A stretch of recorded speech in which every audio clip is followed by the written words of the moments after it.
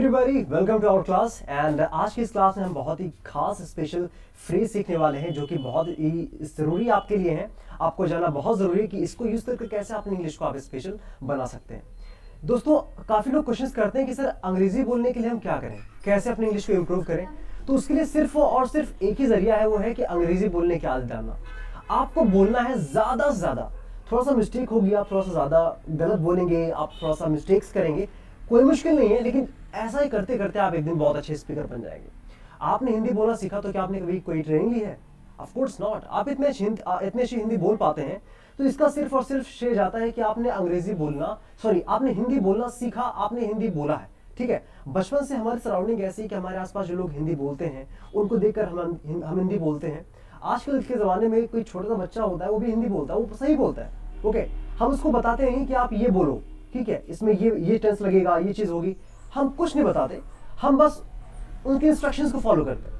तो उसी तरह से इंग्लिश बोलने के लिए आपको इंग्लिश बोलने की आदत डालनी पड़ेगी। जितना ज़्यादा आप बोलेंगे आपकी इंग्लिश उतनी ज़्यादा इंप्रूव होगी। ओके, तो आज आपके लिए कुछ फ्रेज हैं जो कि आपकी इंग्लिश में एक बहुत बड़ा रोल निभाएंगी, जो आपकी इंग्लिश को डेफिनेटली इंप्रूव करेंगी।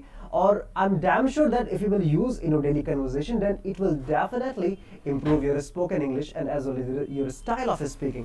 सो लेट्स गेट स्टार्टेड। आगे बढ़ते हैं अपने फ्रेज की ओर। आज का सबसे पहला फ्रेज है, आपके सामने देख रहे होंगे आप, चाइल्ड्स प्ले। चाइल्ड्स प्ले का मतलब क्या होता है? चाइल्ड्स प्ले, आपको नाम सही लग रहा होगा कि हाँ, कुछ बच्चों का इसमें कुछ ऐसा कुछ सेंस है। एक्चुअली जब भी हम कहते हैं कि बच्चों का खेल, इसका सेंस एक्चुअली होता है, इसका मीनिंग होता है बच्चों का खेल होना। अक्सर कोई काम जो आप अच्छे से कर लेते हैं, जिसमें आपको कोई डर नहीं लगता, आप बिना किसी प्रॉब्लम के उस काम को कर लें आराम से, उससे हम लोग कहते नहीं क्या ये काम करो तो मेरे लिए बच्चों का खेल है, गाना गाना मेरे लिए बच्चों का खेल है। अब अगर आपने अंग्रेजी बोलना सीख लिया, आपको अंग्रेजी बोलनी आती है, आप किसी से भी कहीं पे भी बात कर सकते हैं। सो आप बोल सकते हैं कि अंग्रेजी बोलना मेरे लिए बच्चों का खेल है। तो जब भी इस तरह की बातें आपके सामने आती हैं, हम इस फ्रेज का इस्तेमाल करते हैं। जैसे आपने कहा कि अंग्रेजी बोलना मेरे लिए बच्चों का खेल है। आप कैसे बोलेंगे? आप सिंपल आप बोल सकते हैं speaking English is child's play for me. Okay, आपने कहा बाइक चलाना, अरे बाइक चलाना क्या, मैं कार चला लेता हूँ, कार चलाना मेरे लिए बच्चों का खेल है। Okay, driving the car is child's play for me. Okay, video बनाना मेरे लिए बच्चों का खेल है। ठीक है, making videos is child's play for me. So a lot of videos, a lot of sentences you can create on this one and you can also use in your daily conversations. आगे बढ़ते हैं अपने अगले phrase की तरफ। आपका जो अगला फ्रेज है वो क्या है? What a person.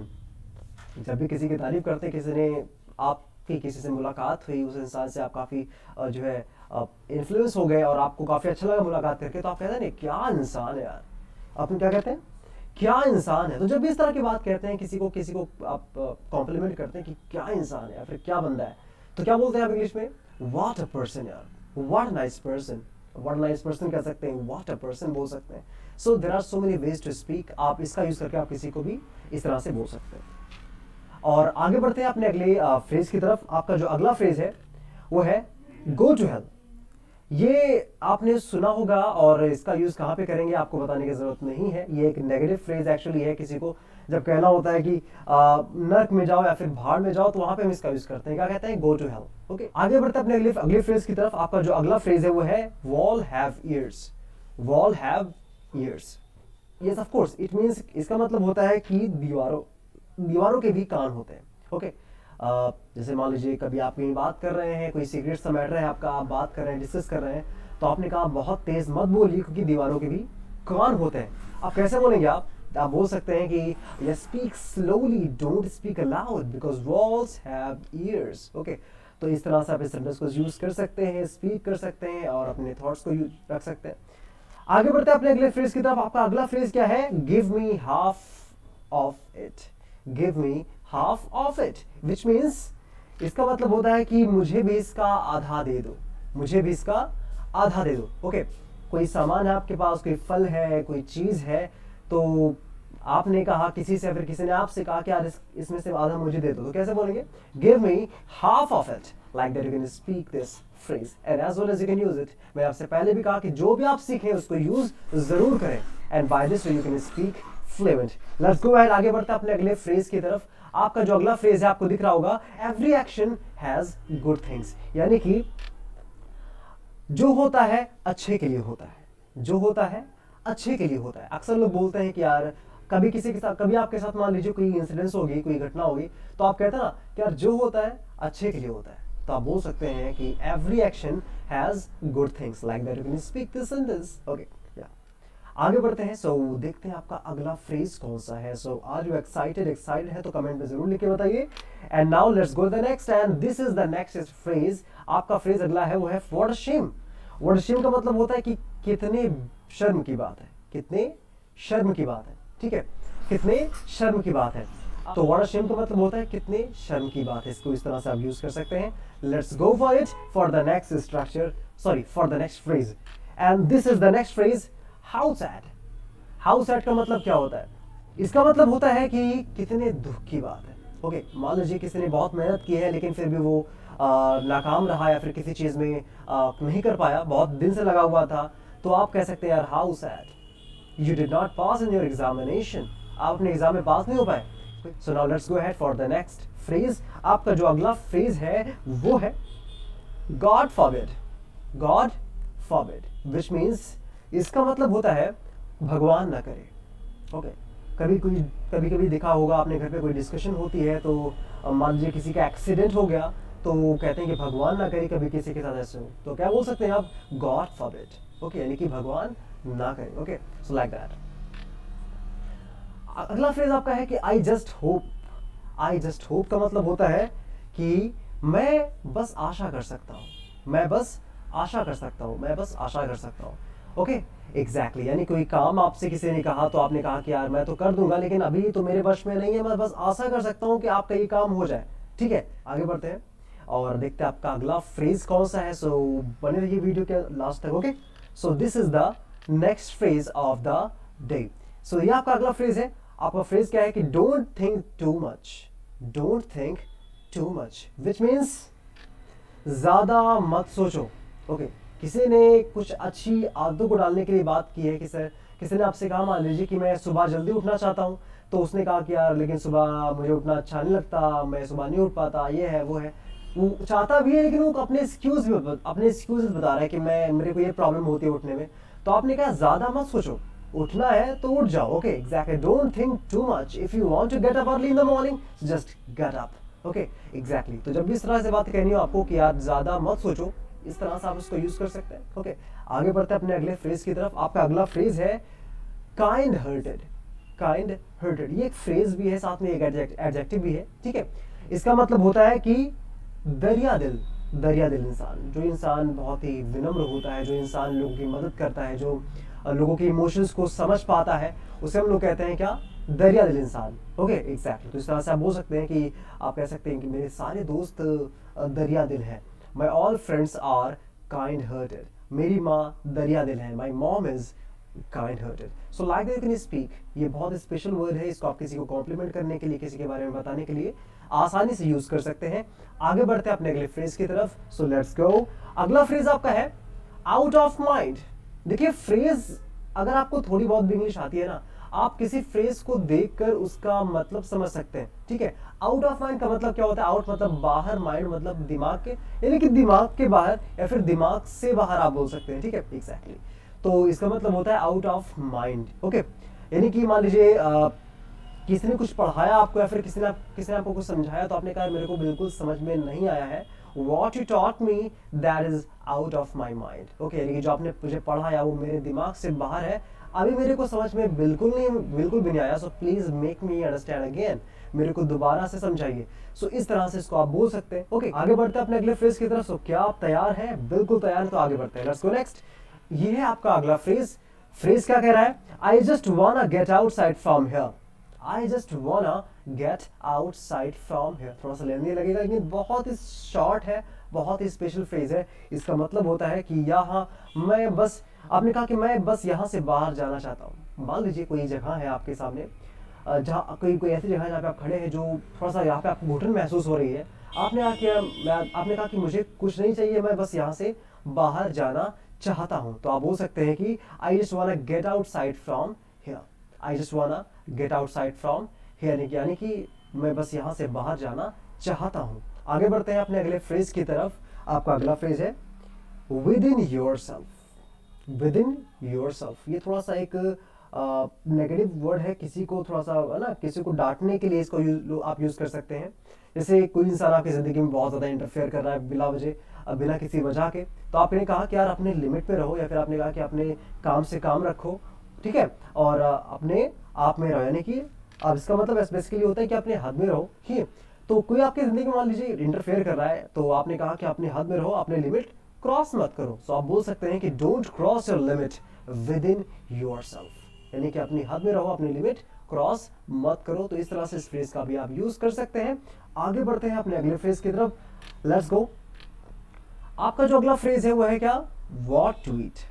What to eat means क्या खाऊं, ओके। आपके सामने बहुत सारी चीजें रखी हुई हैं, आपने कहा क्या खाऊं, व्हाट टू ईट, एग्जैक्टली आप वहां पे भी इसका यूज कर सकते हैं, ठीक है। आपके लिए पास खाने के लिए कुछ नहीं है, तो आप किसी ने कहा कि यार कुछ ना कुछ खा लो, तो आपने कहा क्या खाऊं, what to eat, okay.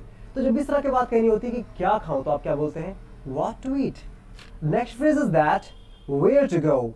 Where to go मतलब क्या होता है, जैसे आपने कहा व्हाट टू ईट क्या खाऊं, वेयर टू गो इसका मतलब होता है कहां जाऊं, ओके, एग्जैक्टली। या किसी ने आपको कहीं जाने के लिए कहा है, तो आपने उनसे पूछा भाई कहां जाऊं, मुझे बताओ तो कहां जाऊं, where to go please tell me, okay. या फिर आप मान लीजिए आपके पास दो रास्ते हैं, दो राहें आपके सामने है, तो आपको कंफ्यूजन होगी कि यार मुझे किस रास्ते पर जाना है, तो आपने कहा I am confused that where to go, मैं कंफ्यूज्ड हूं कि मैं जाऊं कहां, ओके। तो इस तरह से आप इसका यूज कर सकते हैं। आगे बढ़ते हैं अपने अगले फ्रेज की तरफ। आपका अगला फ्रेज है how to read. How to read, how to read means कैसे पढ़ूं, ओके, एग्जैक्टली। कोई चीज आपके सामने है, सॉरी आप कोई सब्जेक्ट पढ़ रहे हैं, कोई विषय पर आप बात कर रहे हैं, तो किसी ने कहा कि यार जरा इसको पढ़ो, आपने इस चैप्टर को तैयार करो, तो आपने कहा कि मैं कैसे पढ़ूं, मेरे पास तो कोई टीचर नहीं है, फिर आपने कहा मेरे पास तो किताबें नहीं है, okay. How to read because I have no book. So इस तरह से भी इस चीज को आप यूज कर सकते हैं, ओके, एग्जैक्टली। आगे बढ़ते हैं अपने अगले फ्रेज की तरफ। आपका जो अगला फ्रेज है वो है when to come. When to come का मतलब होता है कि यार कब आऊं, विच मीन्स कब आऊं, ओके, या फिर कब आऊं, या फिर कब आए बोल सकते हैं आप इसको, ठीक है। किसी ने आपसे कहा कि यार हमारे भाई की शादी है, आपको आना है, तो आपने कहा ठीक है, लेकिन कब आना है या फिर कब आए, तो आप बोल सकते हैं इंग्लिश में कि यार of course definitely I will come, but when to come, कब आना है या फिर कब आए, okay. You can speak this sentence at the point of that, okay. आगे बढ़ते हैं अपने अगले फ्रेज की तरफ। आपका जो अगला फ्रेज है वो है where to stay. Where to stay, where to stay का मतलब होता है कि कहाँ रुके, कहाँ रुके, या फिर आप कह सकते हैं कहाँ ठहरे। मान लीजिए आप कहीं जा रहे हैं और आपको कहीं पर रुकना है, लेकिन वहाँ पे बहुत ट्रैफिक जैम है, आपको अपनी बाइक को स्टैंड करने का, अपने बाइक को फिर कार को पार्क करने का आपको जगह नहीं मिल रहा है, तो किसी ने कहा कि यार रुको रुको, तो आपने कहा यार मैं कहाँ रुकूं या फिर कहाँ रुके, ओके। तो आप बोल सकते हैं कि वेयर टू स्टे, एग्जैक्टली। तो वहाँ पे इस तरह के इसको यूज कर सकते हैं, ठीक है। या फिर आप कहीं मान लीजिए शहर से बाहर गए हैं, आपको कोई रूम नहीं मिल रहा है, तो आपने कहा कि कहाँ रुके, ओके, तो आप बोल सकते हैं कि where to stay, okay.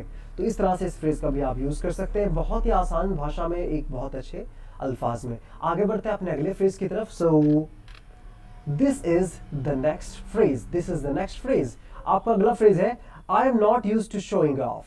I am not used to showing off, which means यानी कि मुझे दिखावा करने की आदत नहीं है, मुझे दिखावा करने की आदत नहीं है। किसी ने कहा कि यार तुम भी शीशे के सामने खड़े होकर फोन से सेल्फी लिया करो, तो आपने कहा नहीं, मेरे को ये नहीं दिखाना है कि मेरे पास किस ब्रांड का फोन है, मेरे को दिखावा करने का कोई शौक नहीं है, या फिर आपने कहा मुझे दिखावा नहीं करना है, तो आप बोल सकते हैं कि I am not used to showing off. Let's move ahead for the next phrase. अगला फ्रेज आपका है कि don't make fuss. Don't make fuss बहुत ही शानदार फ्रेज है, इसका मतलब होता है तमाशा खड़ा मत करो, ठीक है। कोई छोटी सी बात है, मान लीजिए कि कुछ ऐसी बात हो गई है, छोटा सा मैटर है, ठीक है, किसी ने कुछ आपसे कुछ कह दिया है, या फिर आपकी बाइक किसी से थोड़ा सा हिट हो गई है, तो आपने कहा कि यार तमाशा मत खड़ा करो, ठीक है, थोड़ा सा मुझे भी दिखाई नहीं पड़ा, तुम्हें भी दिखाई नहीं पड़ा, ठीक है, तो ज्यादा तमाशा मत खड़ा करो, ओके। तो आप बोल सकते हैं कि डोंट मेक फज। आगे बढ़ते हैं अपने अगले फ्रेज की तरफ। आपका जो अगला फ्रेज है वो क्या है, it's never too late to start. It's never too late to start, which means जब जागो तभी सवेरा। ठीक है, कोई इंसान है जो कोई काम करना चाहता है, या फिर कोई इंसान है जो बिजनेस करना चाहता है, या फिर कोई कुछ पढ़ाई करना चाहता है जिसकी उम्र हो चुकी है मान लीजिए, लेकिन किसी उसने कहा कि यार मेरी तो उम्र हो चुकी है, मैं बच्चों के साथ बैठ के कैसे पढ़ूँ। तो आपने कहा कि यार कोई मुश्किल नहीं है, अभी तक नहीं पढ़ा तो अभी पढ़ लो, है ना, जब जागो तब सवेरा। ओके, आपका जो अगला फ्रेज है वो क्या है, in this record. In this record, इसका मतलब क्या होता है, इसका मतलब होता है कि इस संदर्भ में। ओके, मान लीजिए कोई डिस्कशन हो रही है, किसी टॉपिक पर बात हो रही है, तो किसी ने आपसे कहा कि यार इस संदर्भ में आपकी क्या राय है, what is your points of view in this record. Okay, exactly. आगे बढ़ते हैं अपने अगले फ्रेज की तरफ। आपका जो अगला फ्रेज है वो है distance drum sounds well. Distance drums sounds well, यानी इसका मतलब होता है कि दूर के ढोल सुहावने, दूर के ढोल सुहावने। ओके, कभी कभी होता है नहीं कि मान लीजिए कोई चीज़ कभी कभी होता है कि कोई चीज़ दूर से तो अच्छी लगती है, लेकिन पास में जब जाओ तो उतनी अच्छी एक्चुअली नहीं होती। ठीक है, जंगल दूर से आपको बहुत अच्छे लगेंगे, हरे भरे लगेंगे, कि अगर आप जंगल के अंदर जाते हैं तो आपके सामने एक नए चैलेंजेस होते हैं। ठीक है, तो आप बोल सकते हैं, यस ऑफ कोर्स यार, बट आप बोल सकते हैं कि distance drums sounds well. Okay, exactly, the things which looks beautiful from outer side that is actually not good from inside. Okay, इस तरह से इसको आप यूज कर सकते हैं। आगे बढ़ते हैं अपने अगले फ्रेज की तरफ। आपका जो अगला फ्रेज है देखिएगा, आपका जो अगला फ्रेज है वो क्या है कि don't mess with me. Don't mess with me का मतलब होता है कि मुझसे पंगा मत लो, मुझसे पंगा मत लो। आगे बढ़ते हैं अपने अगले फ्रेज की तरफ।